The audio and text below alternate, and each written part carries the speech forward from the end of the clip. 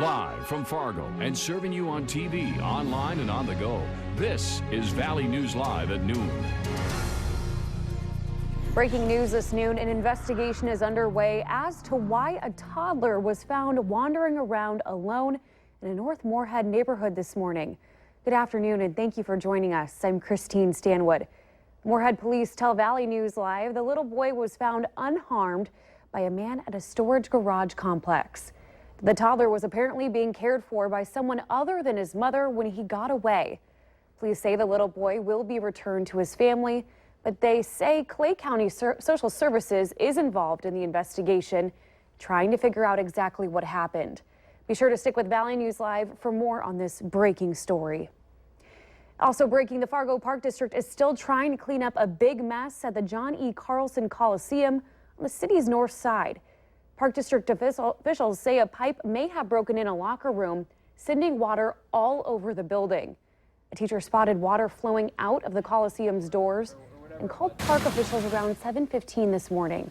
Then the city's Public Works Department had to be called to get that water turned off. We are told more than 1.5 feet of water is sitting in the rink area and it will need to be pumped out. The water was so deep at one point that crews couldn't force the doors open to try to pinpoint the problem. Despite the mess, they are hoping for the best. We usually start putting ice in about mid-October for ice to be ready by November 1st. We think that shouldn't be a problem, until we get in there and see what kind of damage it is. We're hoping it's more cosmetic damage, maybe replace some sheetrock and floor tiles and things like that. But until we find out what the damage is, we really won't know. But we're hoping for the best. The Coliseum opened its doors in 1968 and is scheduled for a major renovation project next year. It's official, the National Weather Service has confirmed a tornado did touch down in Norman County, Minnesota on Sunday. People in the town of Gary are cleaning up from some of the worst damage. Roofs were blown off homes and several trees were knocked over. An EF2 tornado has winds up to 115 miles per hour. Twisters also touched down in Polk County on Sunday, but did not do so as much as damage. The Weather Service is also confirming a tornado in Hillsborough on Saturday. That one, an EF3 with winds up to 140 miles per hour. Destroyed a home and uprooted trees at a farmstead west of Interstate 29, then crossed the interstate and tore down filled grain bins and toppled elevator legs at the Taft Elevator Complex. But today, it's a quiet day in the valley, but how warm will it get today? Let's go ahead and check in with meteorologist Robert Hahn. Robert? Yeah, a very nice day out there. I did have to deal with some patchy, dense fog over parts of northern Minnesota earlier this morning, but that has since burned on off. Everyone enjoying plenty of sunshine, and we'll see those temperatures warming on up into the 70s and a few low 80s. Right now, a mix of 60s and 70s, 69 degrees in Baudette, Bemidji, 70 in Detroit Lake, 75 degrees here in Fargo, also 75 down in Sisseton. Winds are light, expected to remain light as we head through the day today, primarily around 5 to 10 miles per hour. Not a whole lot of cloud cover out there, and don't expect to see much.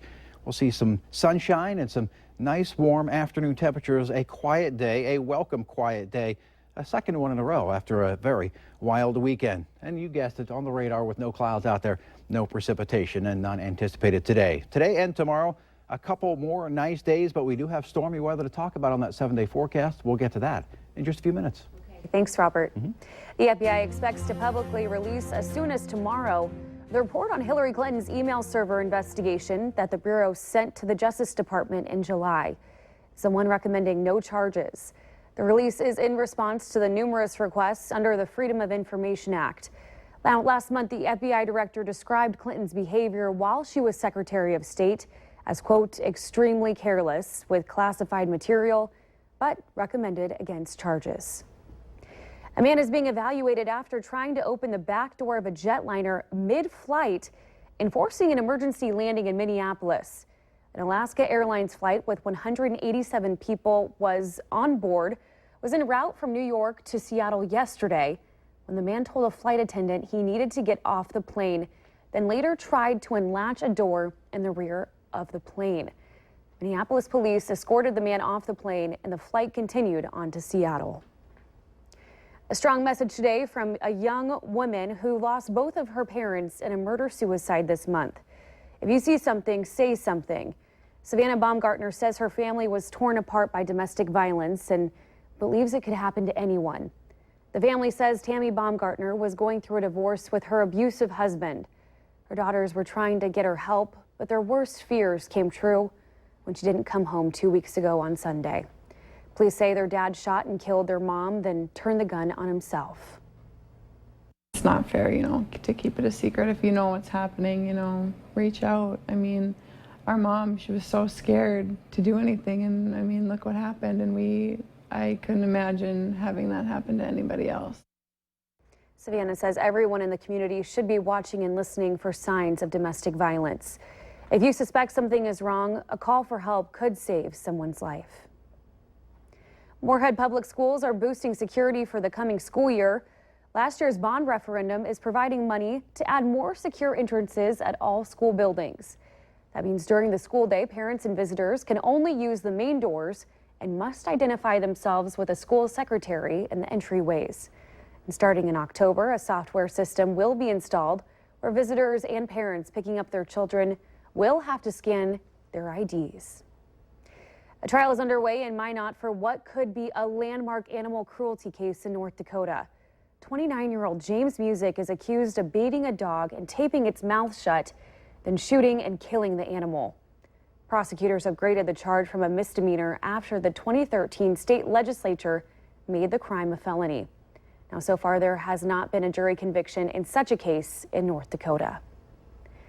There's a $1,000 reward being offered for information in a vandalism case involving a new flood wall. Valley City Police say someone spray painted drug-related phrases and a derogatory comment about police on the flood structure. It happened at 4th Street Southwest and 4th Avenue near the East Bridge crossing just over the Cheyenne River. A $660,000 tax incentive from the city of Fargo to FedEx will stay in place. Commissioner Tony Gehrig wanted the city commission to re-vote on the issue, but his request did not get support to move forward. Supporters of the tax incentive packages say they are a necessity to keep the city growing, but Gehrig disagrees, saying taxpayers should not be footing the bill for businesses. The 2016 harvest is yielding a record-setting donation to the hunger-free North Dakota Garden Project. A 3-acre plot of corn near Oaks netted more than 37,000 pounds of sweet corn. And it'll help feed thousands of people all across the state.